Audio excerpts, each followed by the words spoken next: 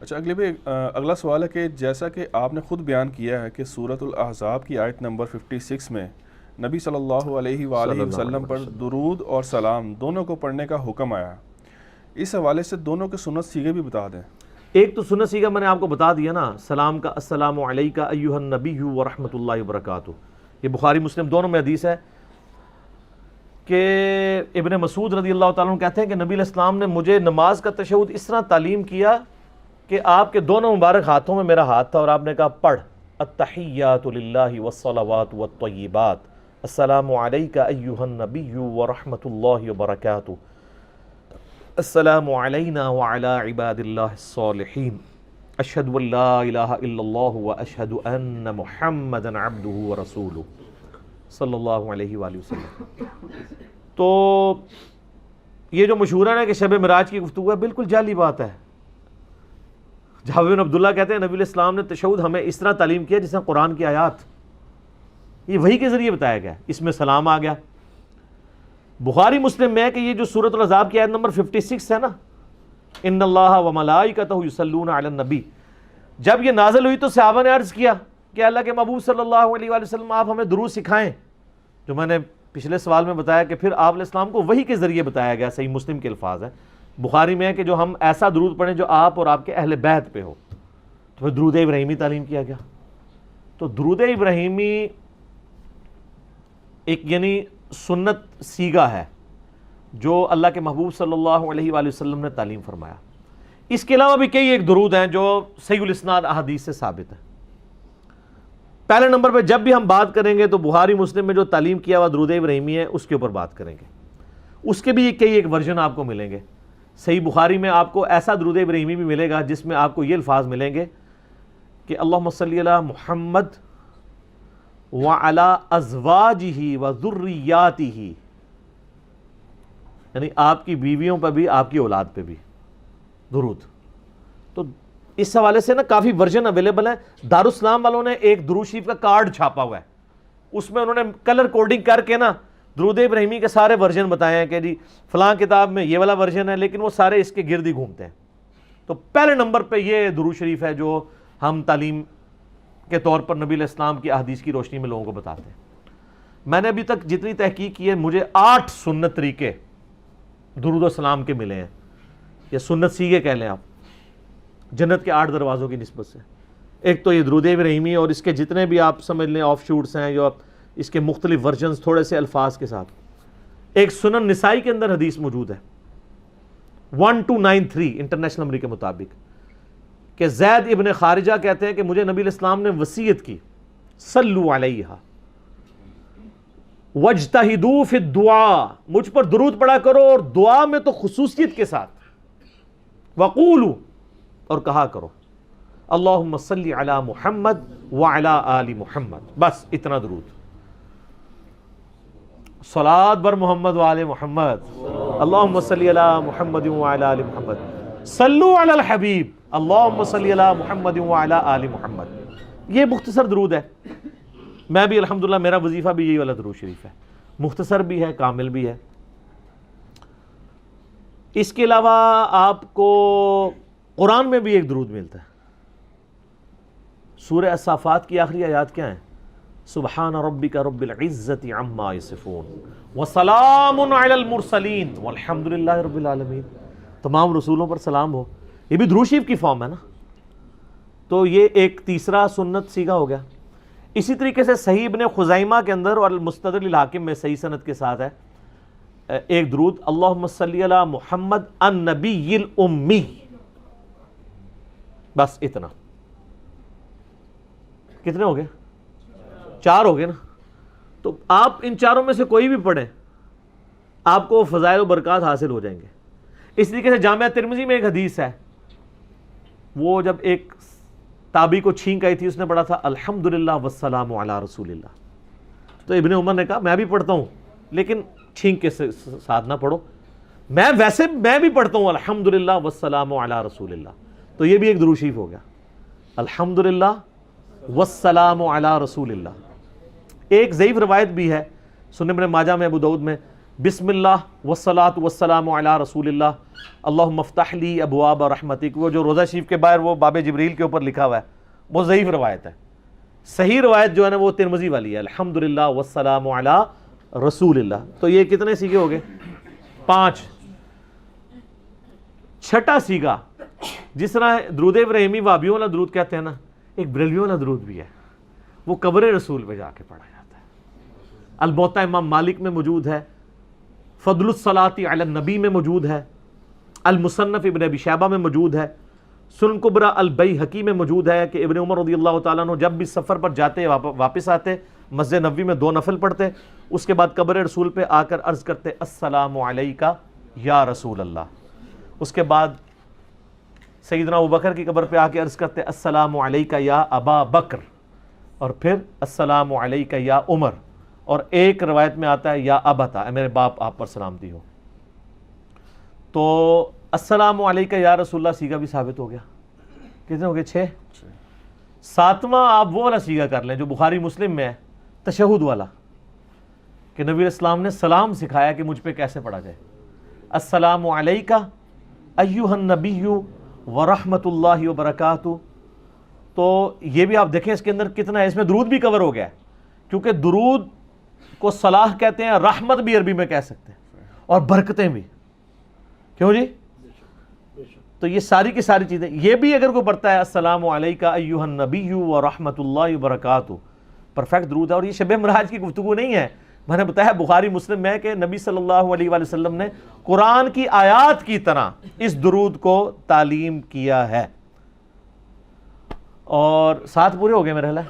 8واں ایک رہتا ہے، وہ مشہور زمانہ درود صلی اللہ علیہ وآلہ وسلم، جو ہمارے بریلوی بھائی کہتے ہیں کہ جی یہ دروشی محدثین کی ایجاد ہے. نا، یہ نبی علیہ السلام نے تعلیم فرمایا ہے.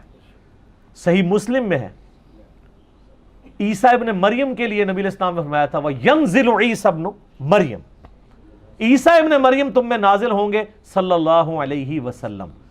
عیسیٰ علیہ السلام کو نبی صلی اللہ علیہ وآلہ وسلم نے صلی اللہ علیہ وسلم کہا، اور محدثین نے یہ مختصر درود لے لیا. اور میرے علم کی حد تک دنیا میں سب سے زیادہ پذیرائی جس درود کو ملی ہے، نہ وہ درود ابراہیمی ہے نہ کوئی اور درود ہے، وہ صلی اللہ علیہ وآلہ وسلم ہے. کیوں کہ عام جب ہم گفتگو کرتے ہیں تو گفتگو کی روانگی ڈسٹرب نہیں ہوتی ہے. شیعہ ویسے سلوگن کے طور پہ آپ کو وہ کہتے نظر آئیں گے صلاۃ بر محمد وآل محمد، تو اللہم صلی علی محمد وآل محمد. لیکن آپ عموماً شیعہ علماء کی جب تقریریں سنیں گے تو جب نبی صلی اللہ علیہ وآلہ وسلم کا ذکر کریں گے تو کیا کہیں گے؟ صلی اللہ علیہ وآلہ وسلم. تو اہل سنت کی کتابیں تو ویسے ہی بھری ہوئی ہیں. بخاری مسلم میں آپ کوئی بھی حدیث اٹھا کے دیکھ لیں تو قال رسول اللہ صلی اللہ علیہ وآلہ وسلم. تو آپ صلی اللہ علیہ وآلہ وسلم کے لیے یہ درود شریف ایسا پرفیکٹ درود شریف ہے، مقبول بارگاہ درود شریف ہے، جو پوری دنیا میں مسلمانوں نے ایکسیپٹ کیا ہے. جمعے کے خطبوں میں، عید کے خطبوں میں، اذان کے جواب میں، ہر جگہ مسلمان جب بھی اپنے محبوب صلی اللہ علیہ وآلہ وسلم کا نام سنتا ہے تو آپ صلی اللہ علیہ وآلہ وسلم پر یہ درود شریف پڑھتا ہے صلی اللہ علیہ وآلہ وسلم. تو یہ 8 سنت سیگے ہو گئے. البتہ ایک اور چیز ہے ضمناً میں عرض کر دیتا ہوں، نعتیہ اشعار میں بھی بعض اوقات درود السلام کے سیگے موجود ہیں. جیسے قصیدہ بردہ کے اندر ایک بڑا پیارا درود ہے، بڑا زبردست درود ہے، اگرچہ وہ شعر کی فارم میں ہے. مولا یا صلی وسلم دائماً ابدا، اے میرے مولا اپنے حبیب صلی اللہ علیہ وآلہ وسلم پر ہمیشہ ہمیشہ کے لیے درود و سلام بھیج، جو کہ تیری خلقت میں سب سے بہترین ہے. اب اس درود کو اگر کوئی پڑھے گا انشاءاللہ ثواب بھی پائے گا، کوئی حرج نہیں ہے. لیکن وظیفے کے طور پہ ہم درود وہی تعلیم کریں گے جو ماسورہ ہوگا. ماسورہ کہتے ہیں جو کتاب و سنت کے دلائل سے ثابت ہو. اسے نعت کے طور پہ پڑھیں. نعت تو بخاری مسلم میں حدیث ہے، حسان ابن ثابت نعت پڑھتے تھے. مسلم میں ان کے پورے اشعار ہیں، وہ شعیب بھائی نے پڑھے بھی تھے نا، میرے آقا میرے مولا محمد الرسول اللہ، وہ اسی نعت کی اردو ٹرانسلیشن ہے. مسلم شریف میں وہ سارے اشعار موجود ہیں. حتیٰ کہ بخاری مسلم میں حدیث ہے نبی علیہ السلام حسان ابن ثابت کے لیے اپنی چادر بچھاتے اور دعا کرتے ہیں اللہ روح قدس کے ذریعے اس کی مدد کر، جس طرح عیسیٰ ابن مریم کی تو نے مدد کی تھی. اور اے حسان تو اشعار پڑھ، تیرے اشعار کافروں پر تیروں سے زیادہ سخت ہیں، کیونکہ کافروں کے لیے وہ شعر جو ہے نا وہ بڑا اس طرح کا ہوتا تھا. آج بھی آپ دیکھ لیں اب پولیٹیکل لیڈرز کو چھیڑنا ہوتا ہے تو کوئی نہ کوئی شعر ڈیوائز کیے ہوتے ہیں, کوئی الفاظ سلوگنز. ان کو سر پہ جوتی ماری جائے نا تو اس کی تکلیف تھوڑی ہوتی ہے, لیکن یہ جو نام رکھے ہوئے ہیں, یہودی ایجنٹ, ڈیزل, ٹلی, نام لیے بغیر, آپ پتہ ہے کس کس کو یہ کہتے ہیں, چور, ٹھیک ہے, اور اس قسم کے کئی نام رکھے ہوئے ہیں. تو ویسے یہ غلط, میں اس کو نہیں صحیح سمجھتا, لیکن میں آپ کو بتا رہا ہوں کافروں والا معاملہ ڈیفرنٹ تھا. یہ تو مسلمان بھائی ہیں, آپ علمی اختلاف کریں. تو وہ اشعار, چونکہ وہ اشعار کی پوری جنگ ہوتی تھی, تو وہ حضرت حسان ابن ثابت, اور حسان ابن ثابت آخری عمر میں نابینا ہو گئے تھے. تو چونکہ یہ سیدہ عائشہ پہ جو تہمت لگی تھی, بخاری مسلم میں آتا ہے حدیث افک میں, حسان ابن ثابت بھی ان لوگوں میں شامل تھے جو اس کا شکار ہو گئے تھے, تہمت لگانے والوں میں. لیکن حضرت عائشہ کے سامنے جب بھی حضرت حسان کی کوئی برائی کرتا وہ اسے روک دیتی تھی, حالانکہ سب سے بڑی فیکٹری وہ خود تھی. تو کہتی تھی حسان کو برا مت کہو. وہ نبی اسلام کی طرف سے کافروں کو جواب دیا کرتا تھا.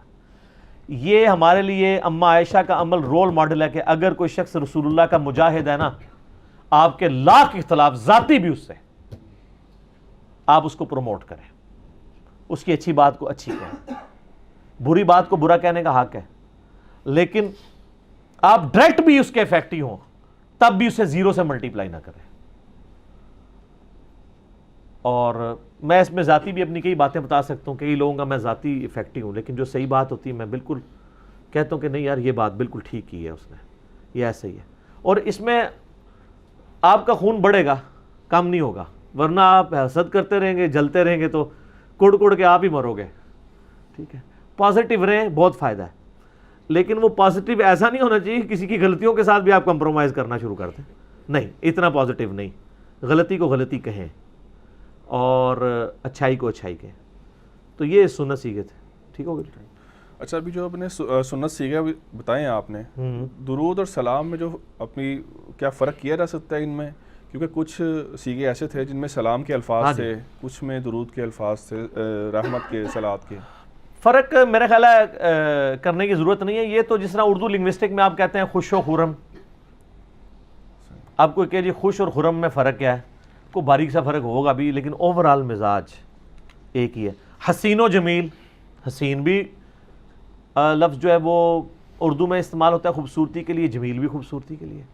درود و سلام انٹرچینجبل ورڈ ہے, اسی لیے دیکھیں درود کو الگ ذکر کیا گیا, سلام کو الگ, لیکن اکثر 99% احادیث میں آپ کو درود کا ہی ذکر ملے گا.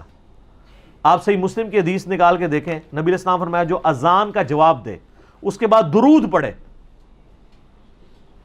اور پھر الوسیلہ والی دعا مانگے, میری شفاعت اس کے لیے حلال ہو جائے گی.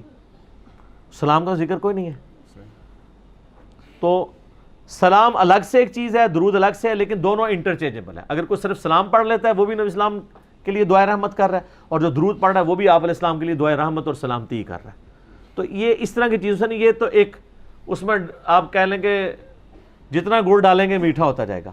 لیکن اگر کوئی صرف درود پڑھے تب بھی ٹھیک, اگر کوئی صرف سلام پڑھے تب بھی ٹھیک, درود و سلام دونوں پڑھے تب بھی ٹھیک.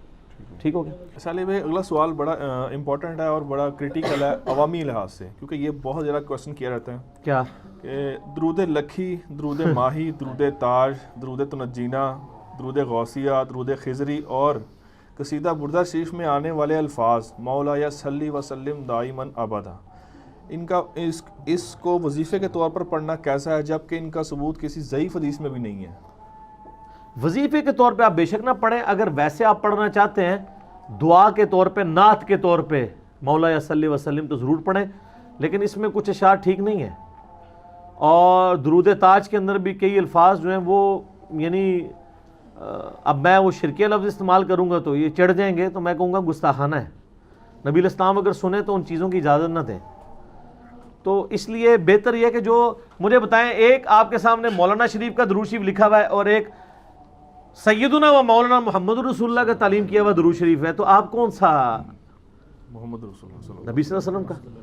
بخاری میں حدیث ہے, مسلم میں بھی ہے, نبی علیہ السلام نے ایک صحابی کو دعا تعلیم کی وضو کے بعد, اس میں الفاظ تھے بِنَبِيِّكَ الَّذِي أَرْسَلْتَ, ایمان لایا اس کتاب پہ جو تیرے نبی کے ساتھ نازل ہوئی. اس نے نہ اس لفظ کو چینج کر کے بِرَسُولِكَ الَّذِي أَرْسَلْتَ پڑھ دیا. سپرلیٹو ڈگری لگا دی, نبی سے بہتر ڈگری ہے رسول. نبی علیہ السلام نے فرمایا یہ تم نے میرے الفاظ کیوں بدلے, وہی کو جو میں نے تعلیم کیا. اور پھر جو ترمذی کی حدیث ہے, عبداللہ بن عمر کے سامنے ایک بندے کو چھین گئی, اس نے کہا الحمدللہ والسلام علی رسول اللہ. انہوں نے کہا میں بھی درود شریف کا قائل ہوں, میں بھی کہتا ہوں الحمدللہ والسلام علی رسول اللہ, لیکن چھینک کے ساتھ صرف سورۃ الحمدللہ پڑھو, درود شریف نہ ملاؤ. تو یہ درود لکھی اور اس کے ساتھ پوری سٹوریاں جڑی ہوئی ہیں. ایک درود ماہی بھی ہے, وہ میں نے بولا. ہاں یہ ماہی وہ والا ہے, وہ مچھلی والا. اے ماہی پنجابی والا نہیں ہے گا, ٹھیک ہے. تو وہ یہ سارے بزرگوں کے لکھے ہوئے درود ہیں. ان کے اوپر یعنی یہ ان کے لیے اتنا ہی کافی ہے کہ بزرگوں نے لکھے ہیں. تو یہ پھر دین کا حصہ تو نہ ہوئے نا. دیکھیں بزرگوں کا نام لیتا ہوں تو آسا چھوٹ جاتا ہے لوگوں کا, کیونکہ ان کو سمجھ آ رہی ہوتی ہے کہ میں کیا کہہ رہا ہوں. یہ تو ہنسی کی بات ہے نا, لیکن دوسری طرف یہ ہے کہ جس طرح انہوں نے بھی سوال کیا نا درود لکھی درود ماہی, تو اگر فرض کرے آپ کا یہ کلپ کوئی بریلوی عالم سن رہا ہو تو جیسے ہی یہ شروع کریں گے نا سوال درود لکھی لو جی آگے بات ساڑھی باری آ گئی. اگر وہ یقیناً کہہ رہے ہوں گے, اور یہ اس چیز کا ثبوت ہوگا کہ ان کو پتہ ہے کہ کہانی ہے, ان کو خود پتہ ہے یہ کہانی ہے. اور حالانکہ یہ دیکھتے نہیں, ان کے ساتھ یہ ہماری جو کنفرنٹریشن ہے یہ نبی علیہ السلام کی فیور میں ہے, دوسری طرف رسول اللہ کھڑے میں ہیں, اور آپ اس تعلیم کو چھوڑ کے یہ کہانیاں لوگوں کو کرا رہے ہو. صحابہ کرام تو کبھی بھی اس چیز کی اجازت نہ دیں جو انہوں نے یعنی دین کے ساتھ کیا ہوا ہے. میں پھر اور طرف چل پڑوں گا, ٹھیک ہوگا. لیکن علی بھائی اس میں آپ عوام کو کوئی موقف تو دیں اپنا کہ کیا کرے, کیونکہ اس میں جو سیگے غلط ہیں وہ عوام تو الگ نہیں کر تو سکتے. نعت کے طور پہ پڑھیں. ہاں پھر عوام جو ہے نا وہ پھر علماء کے پاس جا کے ان کے ترجمہ سیکھے, اس کے بعد علماء سے کہے کہ یہ جو اس میں یہ لکھا ہوا ہے یہ دعویٰ کہاں ہے. مثلا اس میں قصیدہ بردہ میں ہے کہ لوح اور قلم کا سارا علم رسول اللہ کے پاس ہے, بلکہ اس میں تو یہ لکھا ہوا ہے کہ حضور کے علم میں سے ایک حصہ ہے لوح و قلم. استغفر اللہ, بندہ لگائیں تو اور کیڑا علم ہے. تو ان کو کہ یہ کہاں لکھا ہوا ہے, تو جب وہ ترجمہ کریں اور پوچھیں کہاں لکھا ہوا ہے, وہ آپ کو خود ہی اتنا متنفر کر دیں گے کہ آپ اس کو کہانی سمجھ کے خود ہی اٹھ جائیں گے وہاں سے, مجھے بتانے کی ضرورت نہیں پڑے گی. تو آپ وہ درود شریف پڑھیں جو احادیث کی کتابوں میں لکھا ہے. میں نے 8 سنت سیکھے شروع میں بتا دی, ٹھیک ہو.